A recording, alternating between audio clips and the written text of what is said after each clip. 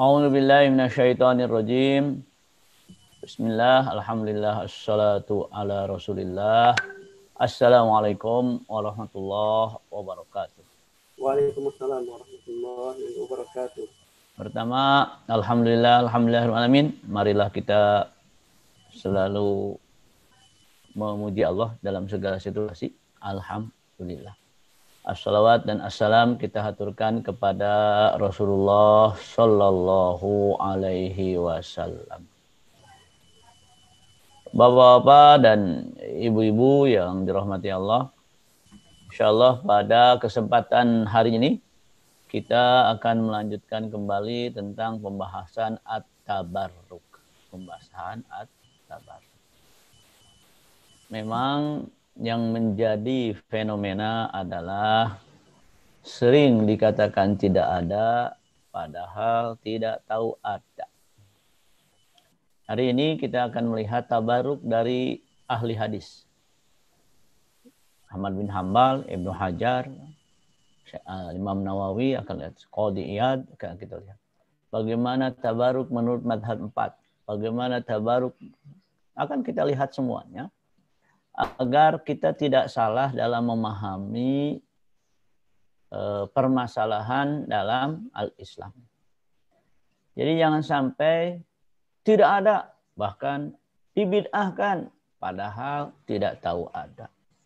Jadi menjadi fitnah besar bagi umat ini seandainya kita menyampaikan sesuatu tanpa melalui proses penelitian yang sempurna. Jadi ada satu metode dalam fikih disebut al-istiqra. Apa itu al-istiqra? Pengamatan berulang-ulang. Pengamatan berulang-ulang dibagi dua. Ada pengamatan sempurna, ada pengamatan yang tidak sempurna. Yang bermasalah adalah pengamatan tidak sempurna. Sehingga menghasilkan kesimpulan juga yang terkadang bagi pendukungnya dianggap sebuah kebenaran, bahkan mungkin derajatnya sampai al-haq, tidak boleh berbeda pendapat, padahal tidak seperti itu menurut para ulama. Termasuk masalah at-tabarruk. Termasuk masalah at-tabarruk. Hari ini kita akan melihat lebih luas lagi. Setelah minggu lalu kita menyebutkan beberapa tabarruk. Di antaranya tabarruk dengan memuji Allah sebelum acara, membaca bismillah, membaca alhamdulillah, membaca al-fatihah, membaca tilawah Quran. Pokoknya mulailah dengan, kan ada mengatakan membaca Al-Quran sebelum acara bid'ah karena Rasulullah tidak melakukan. Subhanallah. Padahal tidak seperti itu. Nah, juga tabaruk dengan hari Jumat, tabaruk banyak sekali ternyata tabaruk. Nah, hari ini khusus tentang tabaruk dengan Nabi SAW. Saya akan share sebuah slide atau slide lain. Tolong dijadikan sayanya host agar bisa nge-share slide ya, insyaallah. Nah. Hadirin rahimakumullah. At-tabarruk minggu lalu pernah disampaikan beberapa hal, diantaranya bagaimana tabarruk dengan Nabi. Sudah disampaikan tabarruk dengan Nabi semasa hidup. Hari ini akan kita lanjutkan beberapa hal, yaitu tabarruk dengan Nabi semasa Nabi hidup, setelah Nabi meninggal, bertabaruk dengan orang soleh, bertabaruk juga dengan siapa? Beberapa benda dan yang lain. Akan kita lihat hal-hal subhanallah. Menurut saya akan menjadi aneh. Ada dalam wacana para ulama, bahkan hampir semua madhab ada, kemudian tiba-tiba menjadi sebuah amalan bid'ah.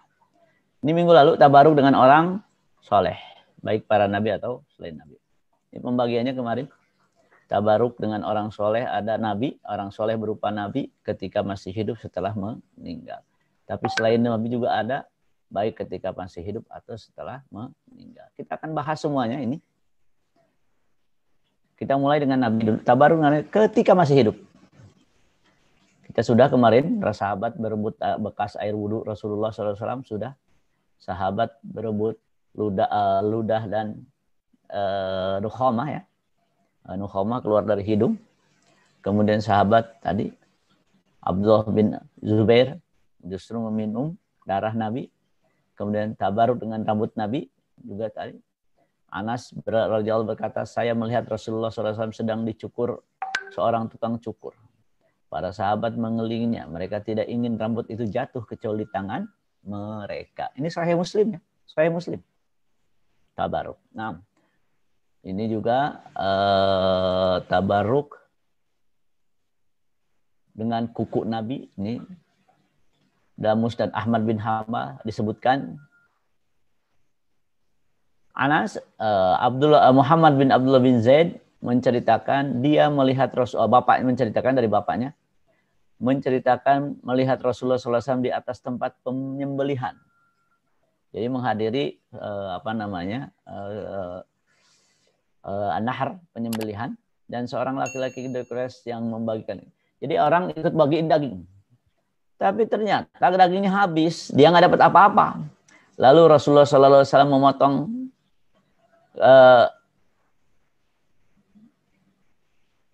sini, lalu Rasulullah memotong kepala daging hewan sembelihan tersebut dan memberikannya kepada laki-laki Quraisy yang tadi membagi-bagi daging.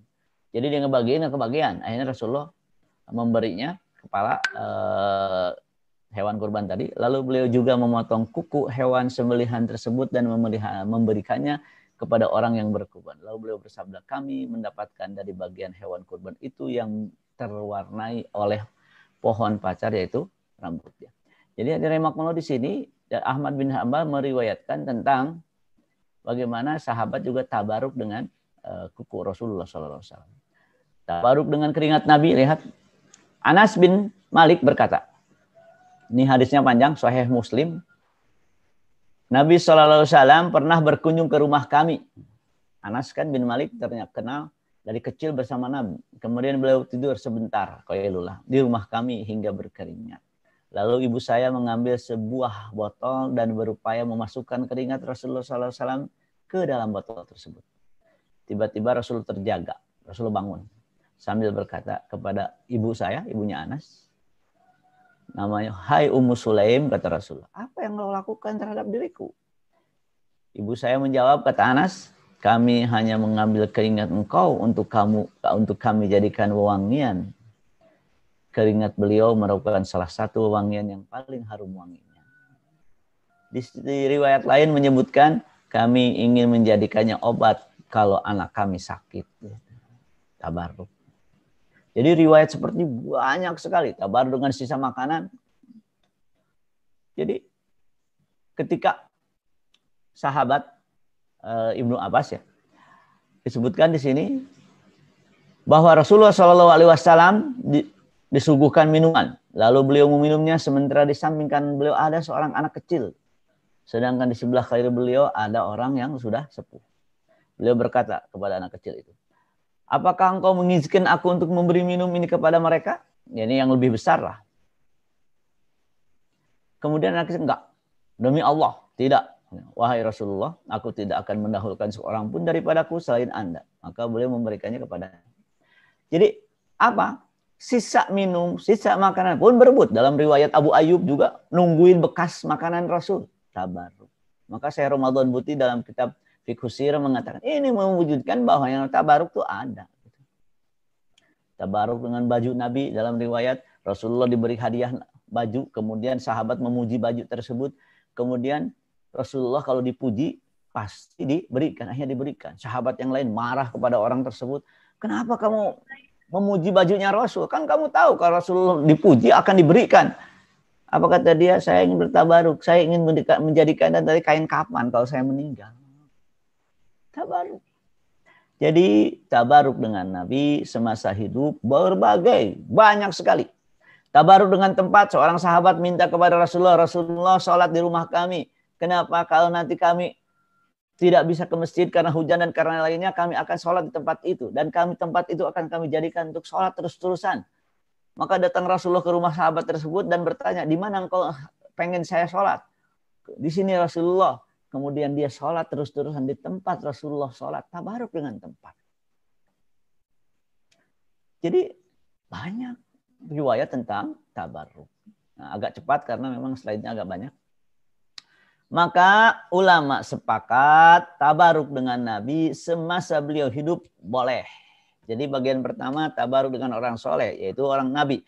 Nabi orang solehnya berupa Nabi. Nabi semasa masih hidup semua sepakat boleh. Dengan riwayat-riwayat sahih tadi. Boleh. Nah lantas bagaimana tabaruk dengan Nabi setelah beliau wafat? Riwayat tentang tabaruk sahabat dengan Nabi setelah wafat. Riwayat lagi. Asma radhiyallahu anha bertabaruk dengan jubah Rasulullah sallallahu alaihi wasallam. Diriwayatkan bahwa Asma binti Abu Bakar mengeluarkan sebuah baju. Ia berkata, ini jubah Rasulullah SAW. Sebelumnya dipegang Aisyah radhiyallahu an. Ketika Aisyah radhiyallahu an meninggal, saya ambil. Dulu dipakai Nabi SAW. Kami sekarang mencucinya untuk orang sakit. Kami mencari kesembuhan dengannya. Hadis riwayat Muslim. Jadi siapa yang melakukan? Asma binti Abu Bakar. Kapan? Setelah meninggal. Yaitu baju Rasulullah dicuci, airnya diambil untuk mengobati orang sakit. Subhanallah. Setelah meninggal ada tabaruknya.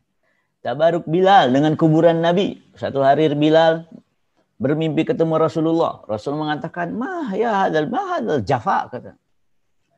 Kenapa? Nggak pernah Bilal setelah Rasulullah meninggal, beliau meninggalkan Madinah kemudian berjihad terus di medan jihad. Bermimpi ketemu Rasulullah kemudian Bilal, kenapa? Mahadil jafwah katanya. Kalau mungkin kok maksud jafwah di sini yang pergaulan tipis banget gitu.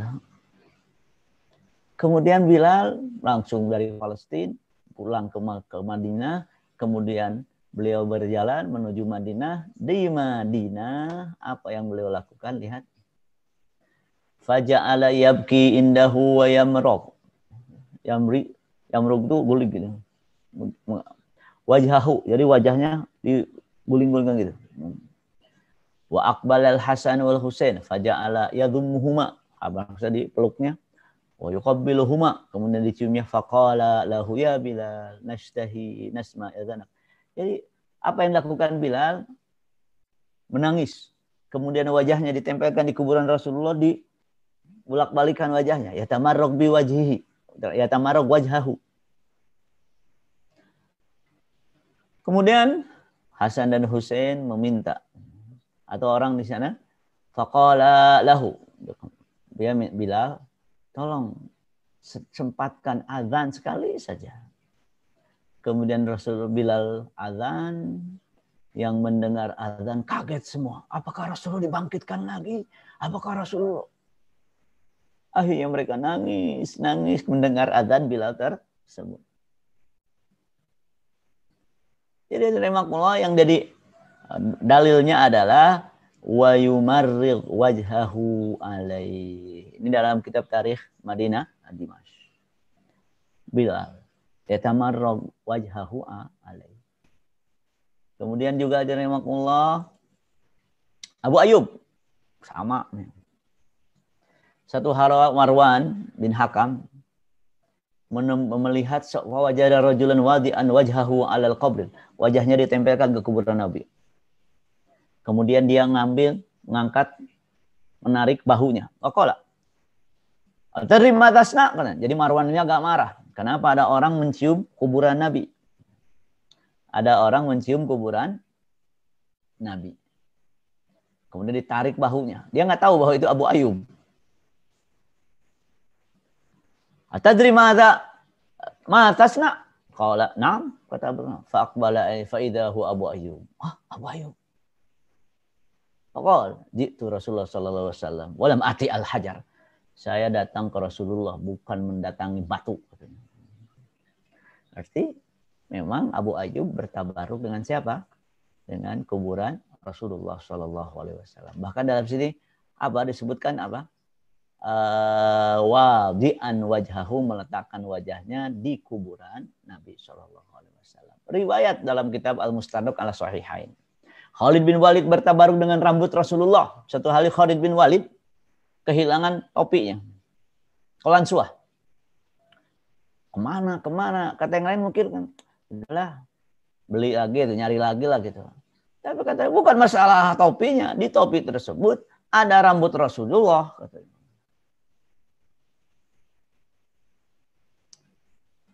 Dijadikannya.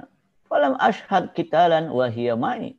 Saya kalau perang bawa topi tersebut dan di baliknya ada rambut Rasulullah. Illa ruziktu an-nasr. Dan Allah memberikan rezeki kepada saya kemenangan. Khalid bin Walid dalam peperangannya bertabaruk dengan apa? Rambut Rasulullah. Dalam kitab Al-Mustadrak ala Sahihain itu ada jilid ketiga halaman 338. Ada semua. Ya, sengaja saya tampilkan bukunya, saya tampilkan teksnya, bahasa Arabnya, agar orang yang ragu, masa sih? Ya tinggal lihat saja.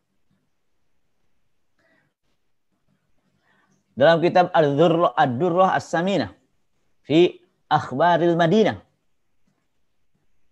disebutkan tabaruk Fatimah dengan tanah kuburan Rasulullah Shallallahu Alaihi Wasallam.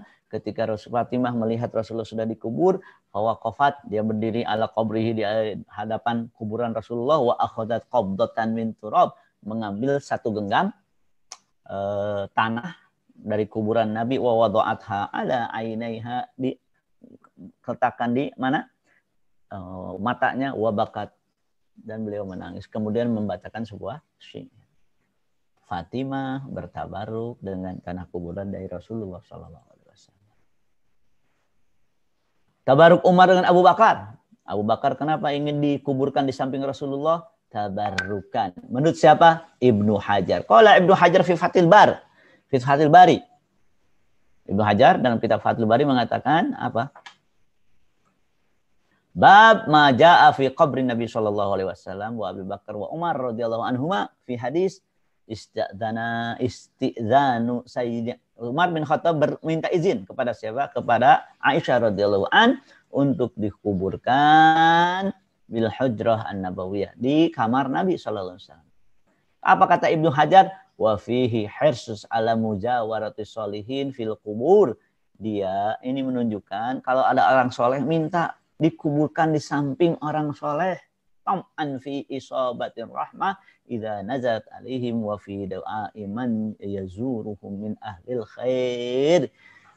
Pertama, kalau rahmah turun ke orang soleh tersebut, dia berharap dapat juga. Yang kedua, kalau ada orang ziarah dan berdoa untuk orang soleh tersebut, kita dapat juga. Jadi boleh kita meminta dikubur di dekat orang-orang soleh. Tabarukan. Ini pertanyaan penting. Tadi tabaruk dengan Nabi semasa hidup, tabaruk dengan Nabi setelah meninggal. Kitab-kitab semua berbicara. Bukan. Banyak ya, bukan semua. Banyak kita berbicara. Pertanyaan, apakah tabaruk khusus untuk Nabi atau yang dimaksud Nabi adalah orang soleh?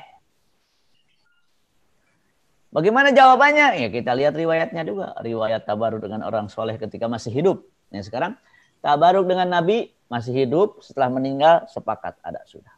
Sekarang tabaruk dengan orang soleh ketika masih hidup. Tabaruk dengan orang soleh. Lihat dalam Sayyidul Khatir, Ibnul Jauzi mengatakan, yaqul Ibnu Zaidi fi hadzal sadat wa qad kana jama'atun minas salaf yaqsuduna al-'abdas salih lin nazar fi simatihi wa hadihi la liktibasi ilmihi. Hanya dengan ingin bertabaruk mencari ilmu dengan orang soleh tersebut. Jadi dalam kitab ini bertabaruk dengan orang soleh semasa masih hidup. Pertanyaannya, ada orang dianggap soleh, boleh nggak kita bertabaruk dengannya semasa hidup? Ini mengatakan sama. Tabaruk Ahmad bin Hanbal dengan baju Syafi'i, lihat. Qala al-Imam Allama Badruddin al-Aini. Oh panjang nih. Tapi saya singkat yang tulisan merah ini. Dalam kitab Dr. Qori juga disebutkan.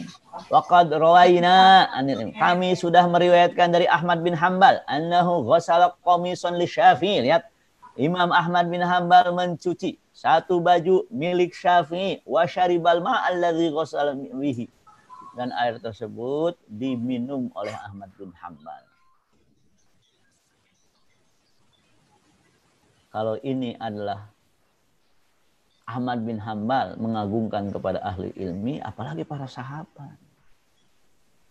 Apalagi peninggalan para nabi alaihi wasallam. Kitab Umdatul Qari jilid ke-9 halaman 241. Silakan dicek. Apa? Ahmad bin Hambal. Bertabaruk dengan siapa? Bajunya Syafi'i. Kapan? Semasa hidup. Oh. Ada riwayat lain? Ada. Tabaruk Syafi'i dengan Ahmad bin Hambal dibalik kalau ini. Jadi Ahmad bin Hambal di mana? Baghdad. Imam Syafi'i di mana? Di Mesir. Ketika Imam Syafi'i dikirim baju Ahmad bin Hambal, apa kata Imam Syafi'i di sini? Kata Imam Syafi'i, lakin billahu basahi wadfa ilaina alma, kemudian berikan kepada kami airnya hatta nusrikahu fi nusrika, kami ikut serta gitu. Jadi yang diminta oleh Imam Syafi'i apa? Baju yang nempel langsung dengan kulitnya Ahmad bin Hambal. Al-qamis alladzi la yajildahu, yang nempel di, subhanallah, dalam kitab Al-Adab Asy'ariyah Imam Syafi'i.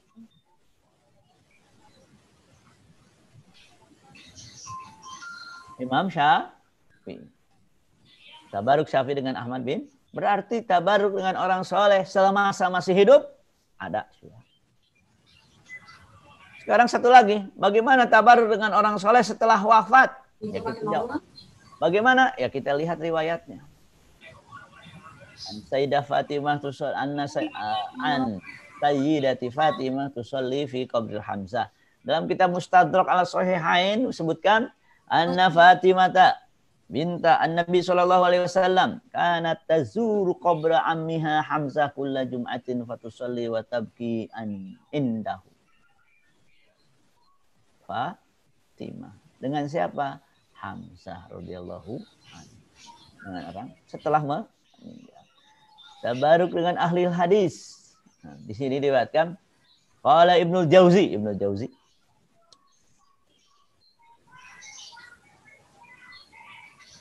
disebutkan kana minal auliya Ahmad Al-Qazuwaini, namanya Ahmad Al-Qazuwaini, termasuk orang soleh dan orang muhaddis, auliya al-muhaddisi. Tufiya fi Ramadan, meninggal di bulan Ramadan. Fasyahidahu umamun la tuhsa, banyak sekali orang yang datang yang enggak terhitung. Wa qabrahu zahirun, kuburannya agak ke atas, enggak rata gitu.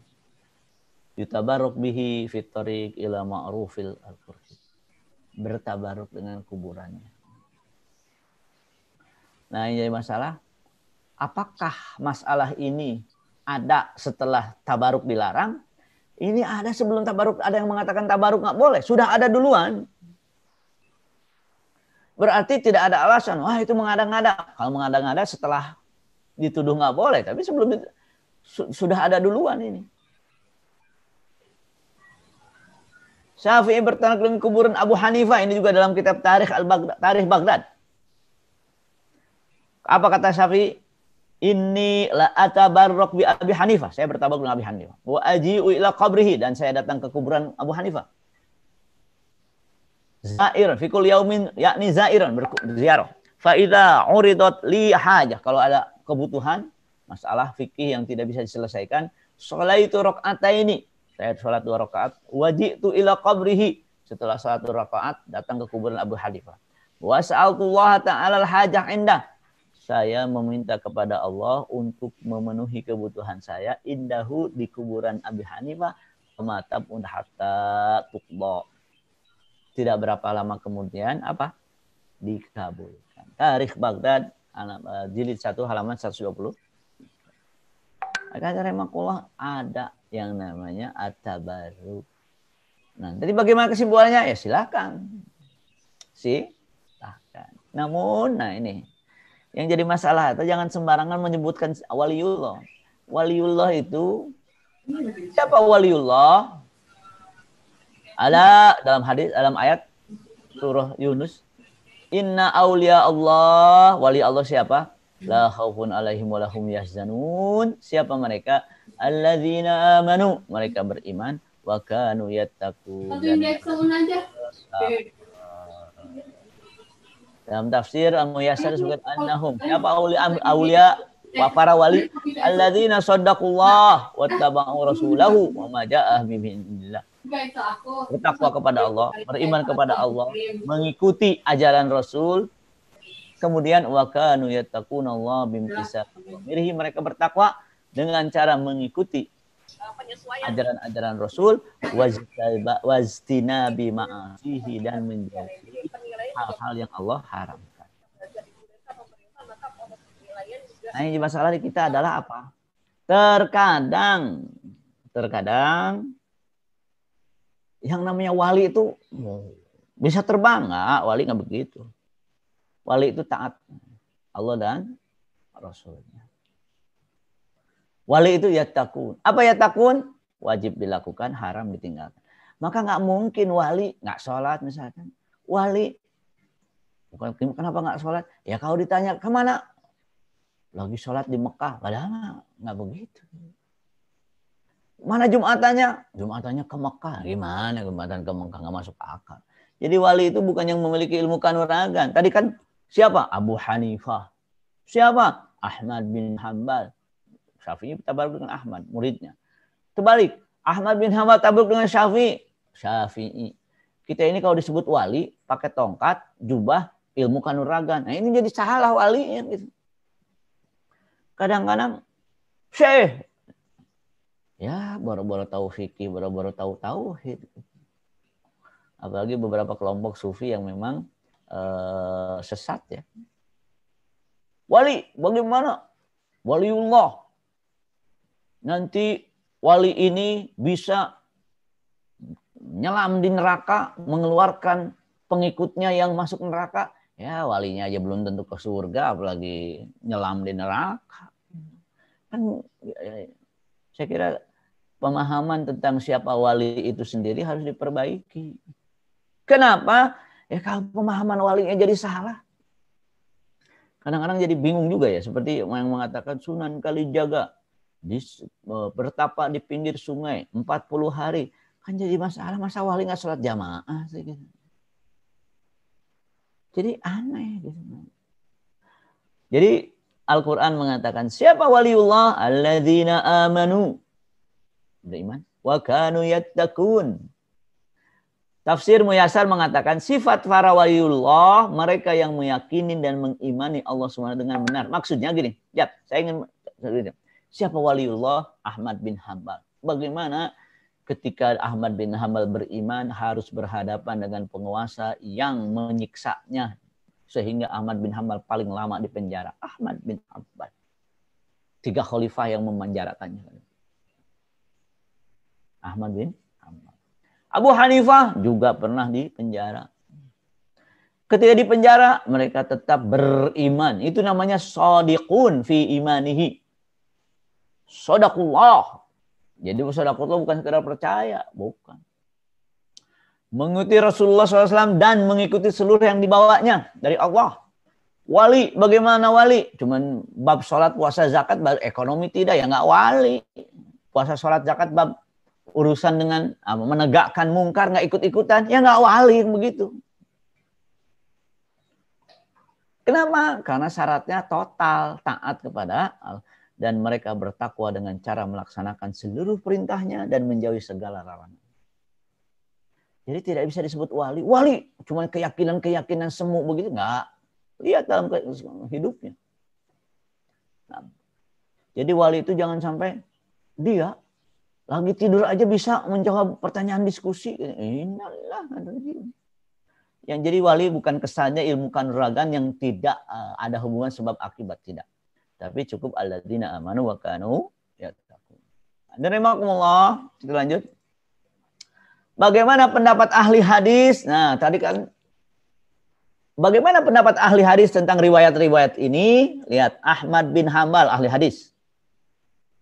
Dalam riwayat Ahmad bin Hanbal ditanya oleh anaknya. Anaknya bernama Abdullah bin Ahmad bin Hanbal. an massir rajul rumanatal mimbar. Bagaimana hukumnya seseorang menyentuh, mengusap mimbar Rasulullah Shallallahu Alaihi Wasallam. Yuksadu tabaruk dan bermaksud bertabaruk. Wa kadzalika an massil qabr, tentang menyentuh kuburan Nabi. Qala la ba'sa bidzalik. Kata Ahmad bin Hanbal, tidak apa-apa. Siapa? Al-Imam Az-Zahabi dalam kitab Sirah A'lam Nubala meriwayatkan riwayat yang sama. Bahkan meriwayatkan apa kata Ahmad bin Hanbal, pertanyaannya sama. Menyentuh mimbar Nabi dan kuburan Nabi, la ara bidzalika ba'san. Sedangkan di Saudi sekarang berhenti saya udah digebugin sama askar. Mau bilang sholat, haj. Ini gimana sih? Dan banyak riwayat-riwayat yang menyebutkan tentang jawaban Ahmad bin Hanbal. Wala ba'sa bilamsi qabri biyadin la siyama man turja barokat. Lihat, ini ada yang lebih luas lagi. Qala sahibu Ghayatul Muntaha Syekh Mar'i bin Yusuf Al-Hambali manaso wala ba'sa, tidak apa-apa bilamsi qabrin, kuburan saja, qabrin biyadin la siyama man turja barokat, terutama orang-orang yang atau kuburan orang-orang yang diharapkan keberkahannya. Siapa? Ahli hadis, Ahmad bin Hanbal ahli hadis. Kemudian pendapat Ibnu Hajar sama, wa fihi jawazu tabarruk bis shalihin. Kitab Fathul Bari menyebutkan seperti itu. Maksudnya dalam hadis tersebut terdapat maknanya boleh tabaruk dengan orang saleh. Wa tabaruk bi fadalati shalihin tahirah, peninggalan para shalihin yang suci. Hafidz Ibnu Hajar juga wa fi jawaz tabaruk bis shalihin. Ibnu Hajar boleh bertabaruk dengan orang-orang saleh. Ibnu Jauzi juga mengatakan wa yanbaghi lil alim idza tuliba al awam, idza talaba al awam, bagi seorang alim kalau orang-orang awam meminta untuk tabaruk dengannya, fi misli hadza ala yukhayyib dununa. Jangan menolak sehingga harapan mereka hilang, jangan menghilangkan harapan mereka. Ya sudahlah. Jadi Ahmad bin Hanbal orang hadis, Ibnu Hajar orang hadis, Ibnu Jauzi sama. Kemudian Imam Qadhi Iyad, Imam Wadid Syaukani semua mengatakan tentang bolehnya bertabaruk. Al-Imam Nawawi wa fihi tabaruk bis shalihin wa asarihim, dan peninggalan orang-orang saleh, wassalah fil mawadil lati sallu biha, dan salat di tempat-tempat yang mereka terbiasa salat di tempat itu.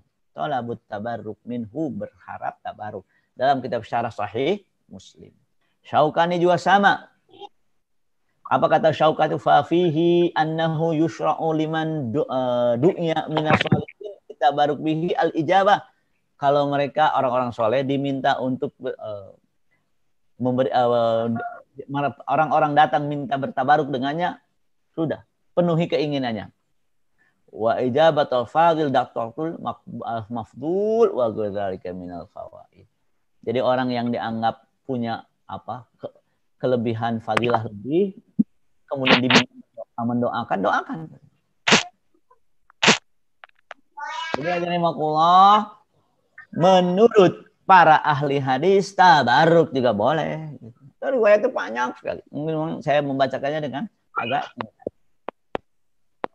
Nah, sekarang tadi ahli hadis, tadi riwayat. Sekarang bagaimana menurut mazhab 4? Bagaimana riwayat? Kita baca satu-satu. Ini Hasan bin Abidin bukan Hambali. Apa? Di sini sebutkan la'anallahu zairatil kubur. Allah melaknat perempuan yang menziarah kubur. In kana lil i'tibar. Nah, akan tetapi kalau untuk i'tibar, mengingat kematian, wa tarahum min ghairi buka, dan mendoakan agar yang dikubur mendapatkan rahmat tanpa nangis, wa tabarruk bi ziyarati quburus sholihin, dan tujuannya berziarah kubur ingin bertabarruk dengan kuburan orang-orang soleh, apa? Fala ba'sa, tidak apa-apa.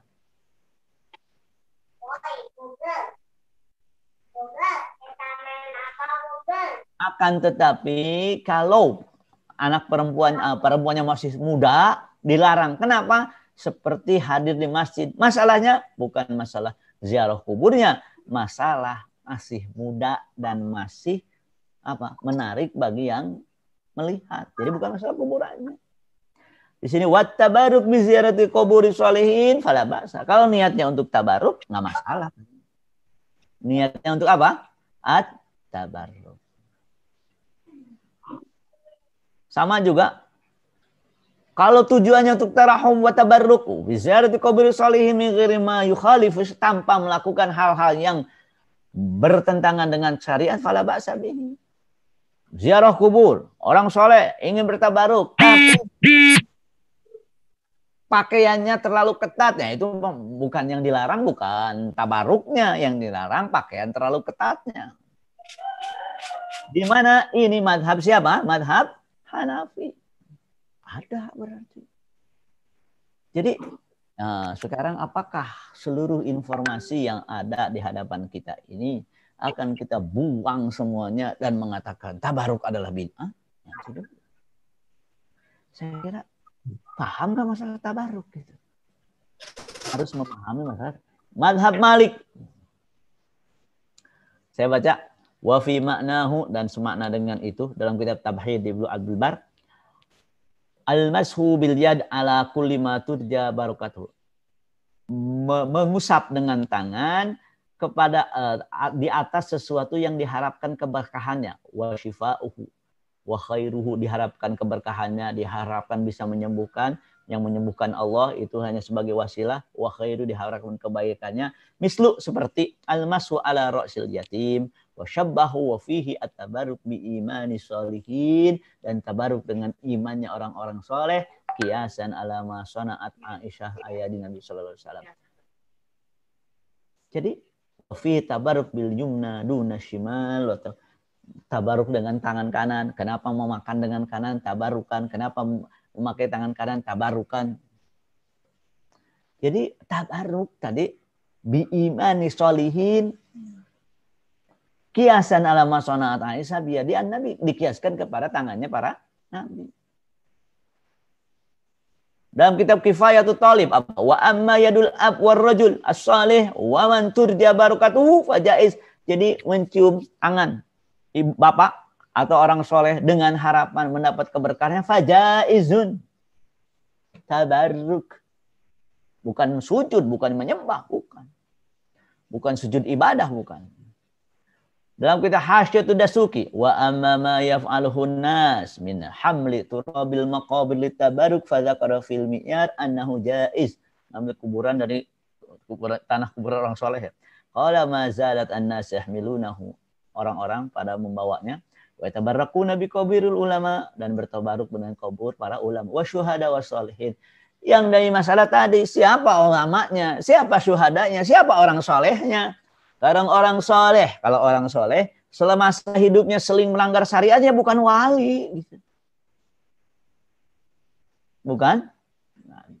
Ya mustahil wali membolehkan apa? Melihat film-film yang mengumbar aurat, nggak boleh. Masa wali kayak begitu? Jadi kadang-kadang masalahnya ada siapa wali. Ini madhab Malik. Madhab siapa lagi? Madhab Syafi'i. Mughnil Muhtaj kitabnya.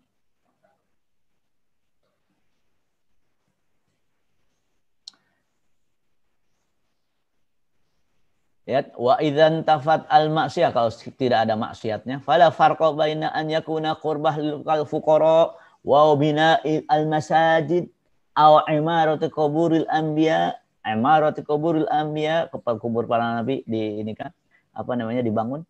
Alaihi wassalatu wassalam wa alhaqa syuyukh Abu Muhammad biha qaburu ulama wa salihin lima fihi min ihya'iz ziyarah wat tabarruk biha. Kenapa kok boleh? At-tabarruk biha, bertabaruk dengan. Dimakruhkan. Kalau karena kuburan ada ditutup, ada payungnya. Kapan? Kalau seandainya apa? Akan tetapi, nah kalau dengan niat lain nggak boleh. Tapi kalau dengan niat tabaruk, lihat, na'am in kusida bitakbili adrihatihim atabaruk lam yukroh. Kalau maksudnya adalah bertabaruk, tidak makruh. Kapan makruh? Kalau bukan niat untuk tabaruk. Maka bab tabaruk ini menjadi satu bab, subhanallah. Dituduh itu dan ini, maka jangan nanti dulu. Nanti dulu. Ini maksudnya apa? Sedang apa? Kenapa? Ya kita jangan sampai memvonis dengan sesuatu yang tidak kita ketahui. Kalau madhab Hambali sudah saya kira tadi. Anal Imam Ahmad su'ila an takbir qabri Nabi SAW. So, Ahmad bin Hambal ditanya tentang mencium kuburan Nabi SAW dan mencium mimbar Nabi. Faqala la ba'sa bidzalik. Kemudian kami riwayatkan hal ini kepada Ibnu Taimiyah. Ibnu Taimiyah kaget. Fasara yata'ajjab min dzalik wa yaqul ajibtu. Ahmad indi jalil yaqulu hadza wa hadza istifhamun inkariyun ayaqulahu. Masa bilang begitu Ahmad kata. Tapi riwayatnya jelas Ahmad bin Hambal yang mengatakan membolehkan. Ini juga diriwayatkan bahwa Ahmad bin Hambal mencuci bajunya Imam Syafi'i dan meminum air dari yang kena bajunya Imam Syafi'i. Hadirin dari riwayat-riwayat ini bagaimana tabarruk dengan ini yang tadi. Mohon maaf agak dibuat cepat. Berarti tabarruk dengan orang soleh. Bagaimana dengan Nabi? Baik semasa hidup atau sudah meninggal. Boleh. Sudah kan jelas tadi. Bagaimana dengan selain Nabi? Orang soleh selain Nabi. Baik semasa hidup atau setelah meninggal. Boleh. Semua riwayatnya ada. Permasalahannya di mazhab 4 ada. Di semua ada. Pertanyaannya, apa iya haram? Apa iya haram? Nah memang saya yakin Darul Ifta sampai mengatakan sebetulnya yang menjadi masalah adalah kalau dikhawatirkan tidak niat tabarruk. Niatnya apa? Menjadi para wali yang mendatangkan manfaat dan madarat itu musyrik. Yang mendatangkan manfaat dan madarat adalah Allah. Para wali hanya at-tabarruk. Nabi juga sama at-tabarruk. Tetap keberkahannya dari siapa? Allah Subhanahu wa ta'ala. Bukan yang lain. Jadi kalau lihatnya begini, bagaimana? Ya ditanya dulu. Harus diberi penjelasan. Kuburan tidak mendatangkan manfaat. Yang mendatangkan manfaat hanya Allah. Yang mendatangkan madarat hanya Allah. Bagaimana kalau tujuannya selain yang hal-hal yang berbau kesyirikan nggak boleh, haram. Meminta kepada yang dikubur haram. Yang dikubur mendatangkan manfaat haram. Bagaimana kalau tabarruk? Tadi sudah dijelaskan. Kalau dengan niat tabarruk, ada satu lagi namanya tawasul. Tawasul apa? Meminta kepada Allah dengan perantara imannya yang meninggal tadi disebutkan. Bab tawasul ada lagi. Bab tawasul, bab tabarruk, bukan bab akidah, bab fikih. Maka adalah kesalahan. Saya mendapatkan sebuah buku. Orang ini sesat. Kenapa sesat? Karena dia menganggap tawasul itu bukan bab akidah. Tawasul bab fikih. Saya bilang dari sejak kapan tawasul bab akidah? Yang namanya amal perbuatan manusia itu adalah bab apa? Fikih. Bukan bab akidah. Semudah itu mensesatkan gitu. Subhanallah. Saya kadang-kadang ingin juga mengajak orang yang mau berdebat main. Sesat. Karena begini kayak subhanallah. Sekarang ini orang cukup mengatakan si anu sesat. Kenapa? Berpartai. Astagfirullahaladzim. Si anu sesat. Kenapa? Mengatakan tawasul bab fikih. Ya Allah. Dengan sesederhana itu menyesatkan. Gitu. Mari kita hati-hati dalam masalah keilmuan. Cek dulu. Jangan sampai tidak ada. Tapi bukan tidak ada. Tidak tahu ada. Di hadapan kita informasi begitu jelas tentang tabarruk. Terus bagaimana kita mensikapinya? Kalau begitu, posisikan tabaruk pada tabaruknya. Bagaimana seandainya ada orang yang salah memahami tabaruk, jelaskan. Yang memberi manfaat madarat tetap Allah. Maka yang kemarin disampaikan atau minggu lalu, dua-duanya sama berharap Allah dengan cara yang berbeda. Tapi ujung-ujungnya kekal pada Allah juga. Semuanya bermuara kepada Allah, semuanya meyakini.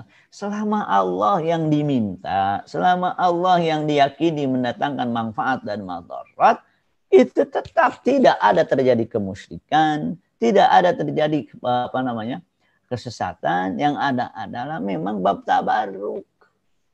Jadi jangan salahkan orang secara umum. Biasanya setelah Jumatan, Al-Fatihah, kemudian doa.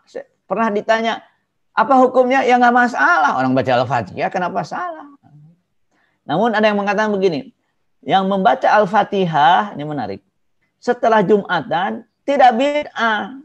Memang tidak sunnah, tidak bid'ah. Untuk supaya tidak disangka sunnah, jangan tiap Jumat. Apa maksudnya? Jangan disangka itu sunnah. Sunnah itu dilakukan Rasul. Tapi tidak bid'ah. Ternyata banyak yang tidak bid'ah, tapi tidak sunnah. Gitu.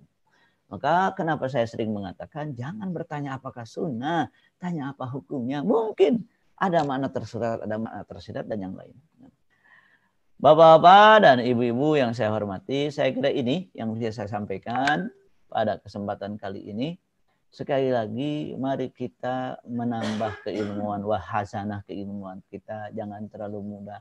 Adalah bahaya karena sempitnya keilmuan sehingga kita membabi buta, kita salahkan orang lain semuanya. Kata Imam Syafi'i, saya sangat mudah berdebat dengan orang yang berilmu, tapi saya akan sulit mengalahkan orang yang tidak berilmu. Ya kalau kita berdebat dengan orang tidak berilmu, susahnya apa? Ya kita ke bawah nggak punya ilmu gitu. Jangan sampai mengklaim ahlul ilmi, yang dibaca kitab apa ahlul ilmi. Maka kalau kalangan pesantren punya slogan begini, ya gimana kita mau berdebat? Dia cuma dapat gogol-gogol doang katanya. Kita baca kitab-kitab, kan sering mengatakan begitu. Ya memang subhanallah. Oleh itu saudara kita katakanlah, yang sering tertuduh, saya katakan yang sering tertuduh. Saudara kita dari NU, sering tertuduh. Padahal yang nuduhnya juga belum tentu bisa berdebat dengan kalangan NU itu sendiri. Gitu. Ya, saya hanya berbicara dari sisi keilmuan. Saya tidak mengatakan kelompok mana, atau membela NU atau tidak. Yang jelas, saya melihat tidak ada yang salah dalam hal ini. Yang salah adalah ilmunya terbatas, sudah main vonis kesana kemari. Gitu. Nah, saya gini. Saya berharap banyak pertanyaan sehingga bisa memperkaya kajian kita pada kesempatan kali ini. Silakan ada pertanyaan. Ya, kepada para partisipan atau pemirsa, silakan jika ada pertanyaan. Saya beri kesempatan untuk 3 penanya langsung ya. 3 penanya langsung lewat mic ya, mic dipersilakan jika ada. Dibuka saja mic-nya bagi yang mau bertanya. Silakan. Mau bertanya lewat chat juga dipersilakan. Sambil menunggu pertanyaan yang lain, Ustaz, mungkin saya dulu, Ustaz. Silakan. Kalau saya dengar, kalau nggak salah ingat ya, yang Ustaz ceritakan tentang kasus-kasus tabaruk di masa Rasulullah SAW ya, dengan Rasulullah terutama gitu. Sebagian besar adalah inisiatif para sahabat saja. Naam. Begitu banyaknya kasus tabaruk, tapi anehnya itu inisiatif sahabat gitu ya. Jadi sahabat itu berinisiatif, banyak inisiatif untuk mencari keberkahan dari Rasulullah dengan berbagai cara gitu ya. Ya. Sementara Rasulullah tidak melarang gitu. Ini fenomena apakah sepertinya nggak ada ya perintah atau ucapan Rasul yang terkait dengan menyuruh tabaruk gitu Ustaz. Tapi sahabat sendiri pada berinisiatif. Ini ibrohnya apa Ustaz yang seperti ini? Nah, pertama yang menjadi dalil adalah at-takrir. Memang banyak kan takrir di sini. Takrir itu Rasulullah setuju. Jadi kalau Rasulullah tidak melarang, berarti Rasulullah setuju. Itu jenis hadisnya hadis takrir. Takrir Rasulullah Sallallahu Alaihi Wasallam. Jadi kan dibiarkan Rasulullah kayak tadi, lagi Rasulullah tidur, keringatnya diambil. Itu menunjukkan takrir. Ya, berebut berebut keringatnya, takrir. Gitu. Jadi sering diriwayatkan dalam hadis, kami melakukan begini. Maksudnya Rasulullah nggak melarang. Kalau Rasulullah tidak melarang, berarti boleh. Kalau Rasulullah tidak melarang, berarti boleh. Tidak ada masalah. Makanya di sini, yang menarik tadi pertanyaan, kau jadi inisiatif sahabat. Ya sahabat itu memahami dari yang Rasulullah sampaikan, memahami. Makanya yang nama memahami itu tidak selamanya dengan hadis tersurat. Biasa banyak juga dengan hadis tersirat, tidak hanya tersurat. Jadi kalau kita berpikir nantilah insya Allah bagaimana tersurat dan tersirat, dari mana para sahabat memahaminya? Ya dari yang disampaikan Rasulullah, walaupun tidak disuruh, maka sekali lagi ada memahami hadis dengan makna tersirat yang tidak langsung maknanya tidak langsung di teksnya tertulis langsung dari Rasulullah Shallallahu Alaihi Wasallam. Nah, jadi kalau tadi berarti memang sahabat itu memahami secara tersirat, tidak hanya sekedar tersirat. Nah, silakan yang lain, walau alam. Ibu-ibu yang saya hormati, kalau ada pertanyaan silakan.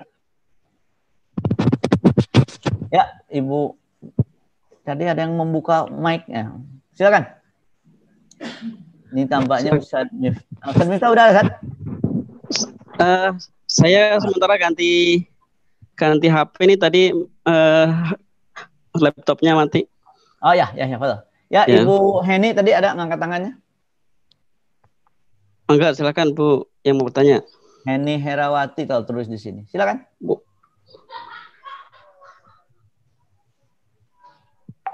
Oh, malah enggak? Atau menjadi bingung ya? Beliau sudah tanya lewat chat, Ustadz. Oh ya.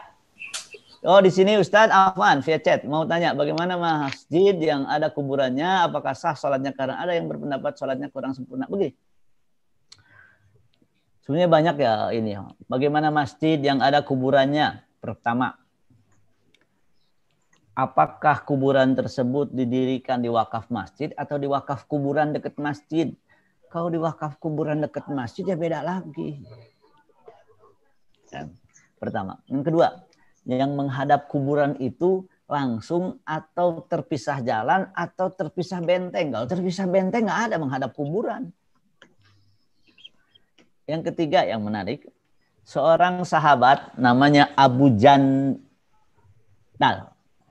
Kalau nggak pakai L gawat nih, Abu Jandal. Abu Jandal, sahabat. Diutus oleh Rasulullah menemui Abu Bashir. Abu Bashir itu pahlawan yang menghantam Quraisy ketika perjanjian Hudaibiyah. Jadi Abu Bashir ini tinggal di tempat tidak di Madinah, tidak di Mekah. Kafilah dagang Quraisy dihajarnya sama dia. Akhirnya Quraisy ngadu ke Rasulullah. Rasulullah, ini gimana Abu Bashir? Abu Bashir bukan di Madinah, dia nggak di Madinah. Saya nggak tanggung jawab sama Abu Bashir. Tapi Rasulullah memberi isyarat ke Abu Bashir. Lanjutkan Abu Bashir. Jadi pahlawan Abu Bashir ini. Jadi Abu Jandal diutus Rasulullah untuk menemui Abu Bashir di Sifil Bahar. Sifil Bahar itu bukan Saiful Bahri. Sifil Bahar itu pinggiran pantai. Kemudian ternyata Abu Jandal menemui Abu Bashir udah meninggal. Dan Abu Jandal membangun masjid di dekat kuburan Abu Bashir. Di zaman Rasulullah. Di zaman Rasulullah. Berarti Rasulullah nggak larang, nggak melarang. Terus bagaimana dengan hadis tentang la tatakhidu qubur anbiya masajid? Orang ulama berkata masjid itu artinya jangan sujud ke kuburan. Sujud ke kuburan nggak boleh. Jadi kalau ada masjid di benteng depannya kuburan, ya nggak menghadap kuburan, menghadap benteng. Jadi jangan nggak boleh, nanti dulu. Jangan terlalu sederhana memahami hadis. Tekstualnya saja, lihat kiri kanan, lihat hadis lain, Gitu. Jadi yang tidak boleh kita sholat kuburan di depan, nggak ada penghalang gitu kan. Ya. Kan tadi ada masalah lain. Yang mana duluan? Masjid duluan apa kuburan duluan? Kayak Masjid Rasulullah kan kuburan duluan baru diperluas. Beda lagi. Kayak itu dalam hal ini sebetulnya yang terjadi di Indonesia. Jadi jangan sampai berpikir bahwa orang Indonesia itu seneng banget musyrik gitu. Enggak begitu, enggak terlalu mudah seperti itu pula. Nah, gitu ya. Di sini ada pertanyaan. Assalamualaikum Ustaz Afwan, mau bertanya di luar tema. Bila melaksanakan puasa Syawal lebih dari 6 hari, dilebihkan hanya 1 hari karena khawatir biar tasaruh itu ada hal yang membatalkan puasa. Gini. Pertama, al-yakin la yazulu bisyak. Maksudnya, yang yakin itu nggak puasa. Kenapa? Jangan-jangan ini batal aja, berarti yang yakin apa puasanya nggak sempurna, maka ditambah 1. Iya benar. Kalau ragu 1 hari ini tadi batal nggak, ya sudah tambah 1 hari, betul ditambah.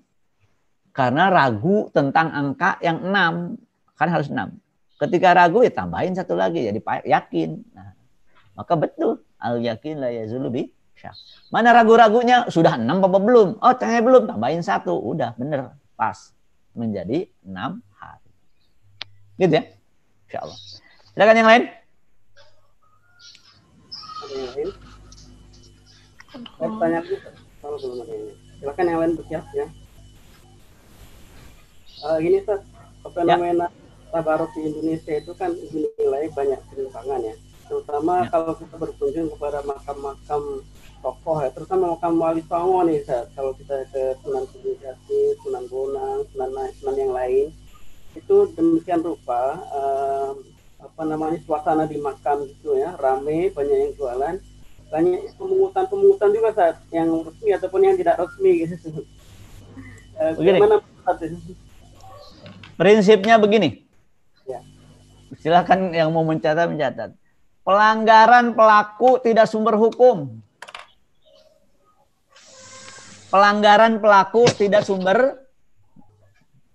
Jadi jangan sampai pelanggaran manusia. Ini mirip dengan orang yang mengatakan bang syariat tidak syariat. Ternyata yang terjadi pelanggaran dijadikan landasan hukum. Ya pelanggaran manusia bukan landasan hukum. Berarti yang diperbaiki pelanggarannya. Maka yang namanya jadi ada hukum, ada kepatuhan hukum. Kalau hukumnya tidak permadu dengan kepatuhan. Contoh. Apakah tidak dibilang apakah seseorang tidak disebut muslim ketika dia misalkan melakukan pelanggaran tapi beberapa hal pelanggaran nggak melihat berubah hukum. Jadi hukum bang syariat tidak syariat karena terjadi pelanggaran. Yang namanya pelanggaran nggak bisa jadi sumber hukum. Oleh karena itu perbaiki maknanya, sampaikan makna tabarruknya gitu. Yang memberi manfaat madarat bukan walinya, yaitu siapa? Allah tetap. Sehingga ketauhidan terjaga, kalaupun mau melakukan tabaruk tanpa potensi untuk merubah masalah tauhid.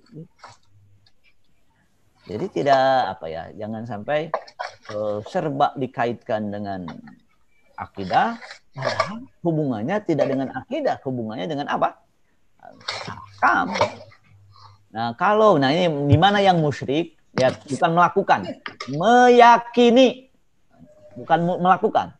Meyakini bahwa yang dikubur bisa memberikan rizki itu musyrik, meyakini. Maka ya kan yang dirubah, ya maklumlah di Indonesia subhanallah memang terjadinya apa? Tidak merat atau banyak sekali yang ilmu ini tidak sampai. Ada sebagian mengatakan karena kondisi Indonesia yang seperti ini ilmunya tidak nyampe, akhirnya melarang dengan alasan sadud daro'i. Kalau seandainya alasan sadud daro'i mungkin, tapi jangan mengharamkan dari awal gitu. Jadi sadud daro'i itu sebetulnya boleh. Jadi hukumnya boleh dulu. Kenapa dilarang? Karena khawatir menimbulkan yang haram. Tapi jangan sampai merubah dari awal haram, titik. Kan yang masalah diharamkan dari awal. Oleh karena itu, kalau kekhawatirannya hilang, hukumnya balik lagi. Menjadi boleh kembali. Nah, Silakan yang lain.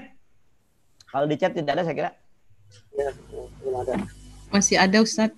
Oh, di sini dari YouTube ada mengatakan apakah perbedaan tabaruk dengan tawassul? Gini. Ya, tabaruk itu ingin mendapatkan keberkahan.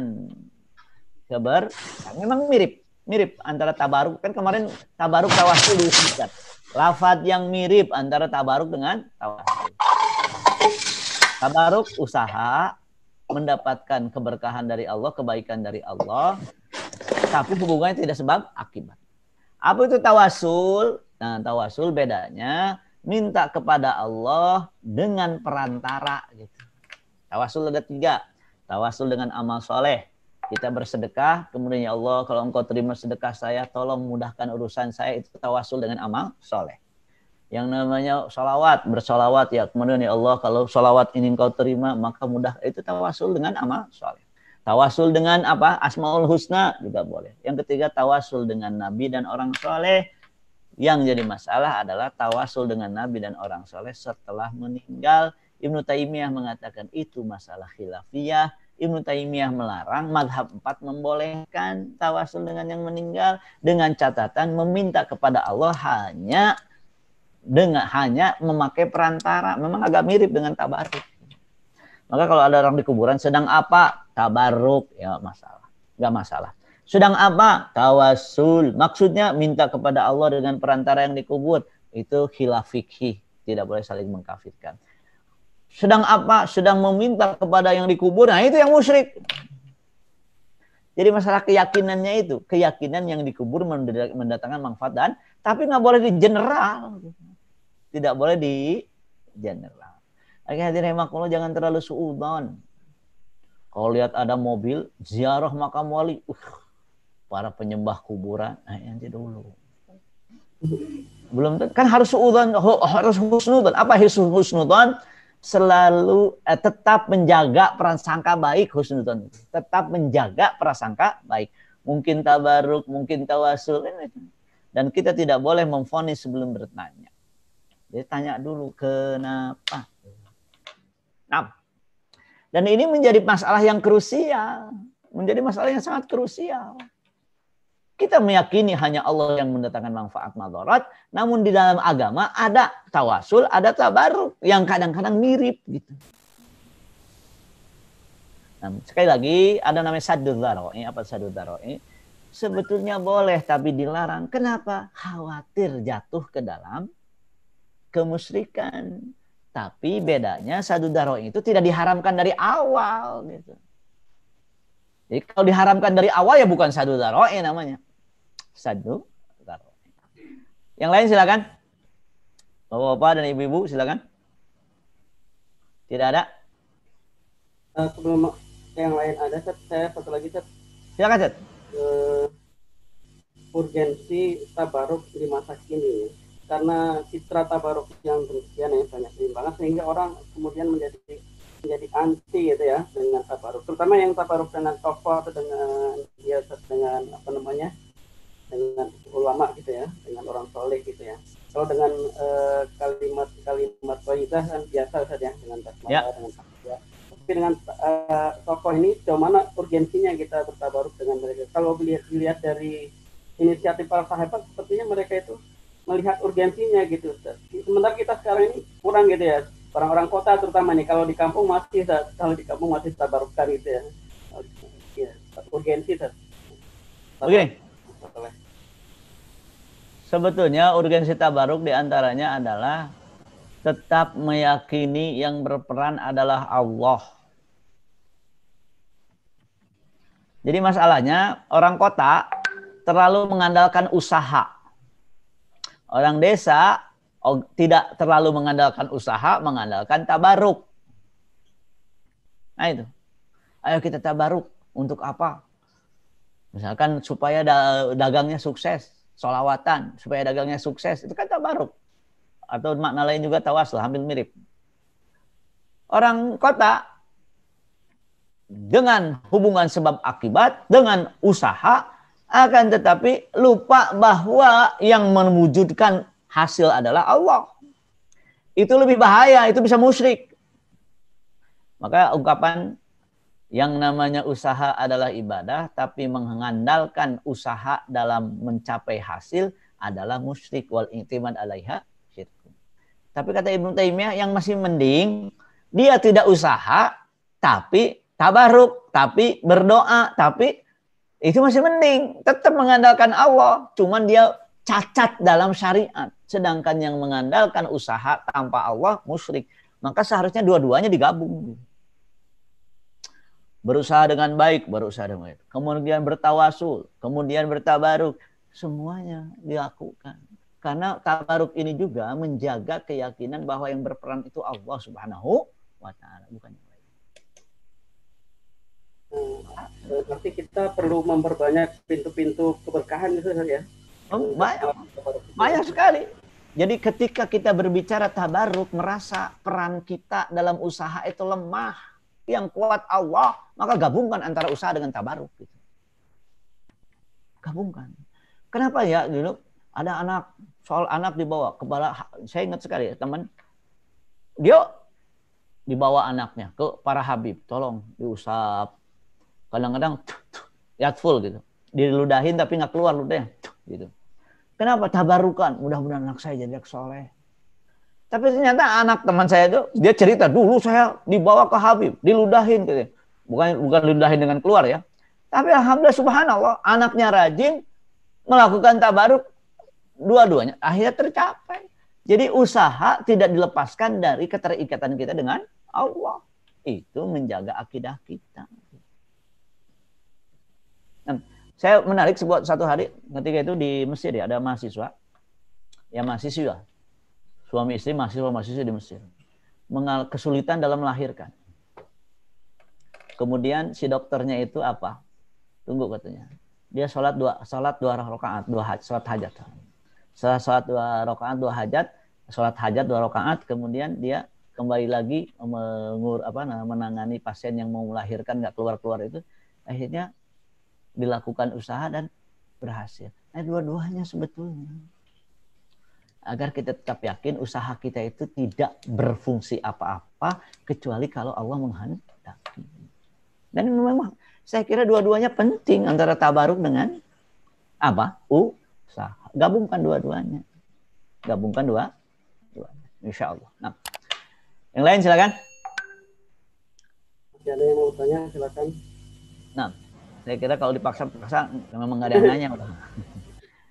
Saya kira ini yang bisa saya sampaikan pada kesempatan ini. Rahimakumullah, apa yang bisa kita pahami? Jangan sampai keterbatasan ilmu kita membatasi diri dari masalah ilmu. Pokoknya dari Ustadz A, jangan. Luaskan ilmu dari manapun silahkan. Silahkan mensaring masing-masing. Patokan kita, dalilnya tepat atau tidak. Kalau dalilnya tepat, ya nggak bisa dipungkiri. Jangan sampai, oh Ustadz saya nggak bilang begitu. Ya kan Ustadz juga bukan manusia yang terjaga dari kesalahan. Apalagi dengan slogan hanya pendapat Ustadz saya yang hadis, sedangkan Ustadz yang lain bukan hadis. Itu juga masalah. Gini, apakah tabaruk dan tawasul wajib dilaksanakan? Tidak wajib, tapi dianjurkan. Nah, kalau kita usaha dan doa tidak mengurangi keyakinan. Tidak mengurangi keyakinan. Tapi kalau melalui tabaruk, apa? Kita merasa bahwa usaha kita itu tidak dominan. Doa juga ujung-ujungnya pakai tabaruk loh. Al-Fatihah, ada tawasul tabaruk hampir mirip di situ. Bagaimana usaha kemudian sedekah dan bertawasul dengan sedekah, gabungan dua-duanya. Maka yang dominan tidak usaha tapi wajib berusaha. Yang satu lagi jangan sampai menghilangkan bahwa yang berperan hanya Allah, dan itu masalah tauhid. Paling tidak tabaruk ini mengingatkan kepada kita bahwa yang betul-betul berkuasa itu Allah. Kenapa? Kalau sebab akibat, akal kita berpikir ini kan begini jadi begini, masuk akal. Kalau tabaruk itu nggak masuk akal. Tabaruk itu lebih banyak mengandalkan keimanan loh, dan keyakinan. Maka gabungkan antara keduanya. Gitu. Gabungkan antara keduanya. Nah, saya kini yang bisa sampaikan sekali lagi dari makullah, kalau misalkan Saya tidak mau melakukan tabaruk yang diperselisihkan, silakan. Tabaruk yang lain masih banyak. Dan ini menunjukkan bahwa kita sangat lemah, yang kuat hanya Allah. Gabungan antara usaha dan tabaruk. Barakallahu li walakum. Yang punya anak doakan, iya. Usaha mendidik, iya. Bertabaruk, iya. Ya semuanya. Lakukan semuanya. Begini yang bisa saya sampaikan pada kesempatan kali ini. Paling tidak materi ini sedikit merubah pandangan kita terhadap saudara-saudara kita. Jangan terlalu suudzon. Mari kita berhusnudzon, tetap menjaga prasangka baik. Mungkin begini, mungkin maksudnya ini, mungkin maksudnya ini, mungkin maksudnya ini. Itu dilakukan oleh Ibnu Taimiyah loh. Ibnu Taimiyah ditanya bagaimana dengan tawasul dengan Nabi, mungkin maksudnya begini, mungkin maksudnya begini. Sampai Ibnu Taimiyah mengatakan seperti salawat nariyah itu mengatakan apa? Mungkin maksudnya tawasul dengan imannya kepada Nabi. Tidak langsung tawasul, salawat nariyah, bid'ah, sesat, musyrik. Nanya aja nggak pernah udah ngemusyrikkan gitu. Barakallahu li wa lakum. Mohon maaf kalau ada salah. Billahi taufiq wal hidayah. Assalamualaikum warahmatullahi wabarakatuh.